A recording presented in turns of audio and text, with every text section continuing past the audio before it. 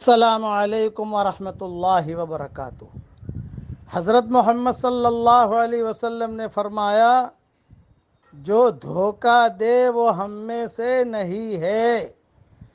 یہ نہیں فرمایا جو نماز نہ پڑھے وہ ہم میں سے نہیں ہے، جو روزہ نہ رکھے وہ ہم میں سے نہیں ہے، جو زکوٰۃ نہ دے وہ ہم میں سے نہیں ہے، جو قرآن نہ پڑھے وہ ہم میں سے نہیں ہے۔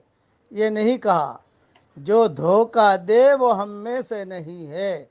اس لیے عام طور سے بیویوں کو دھوکہ دیا جاتا ہے، اور کبھی کبھی عورتیں شوہروں کو بھی دھوکہ دیتی ہیں، پارٹنر کو بھی دھوکہ دیتا ہے۔ اس لیے یہ رذیلے سے بچنے کی کوشش کیجئے۔ اور کیسے بچا جائے گا؟ علماء نے لکھا ہے کہ جب دل میں نفاق نہیں ہوگا تو دھوکہ بھی نہیں ہوگا۔ اگر دل میں نفاق ہے تو دھوکہ اور نفاق یہ دونوں بڑی بڑی بہنیں ہیں گناہوں کی۔ اس لیے پڑھ لیجئے، مجھے پڑھاتا ہوں وہ پڑھ لیجئے۔ اللہم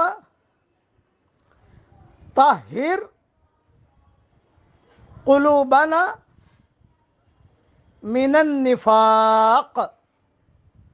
اے اللہ ہمارے دلوں کو نفاق سے پاک کر دیجئے۔ جو یہ دعا پڑھے، پڑھائے، آگے بھیجے، اس کے لیے اللہ تعالیٰ میری یہ دعائیں قبول فرمائے، آمین۔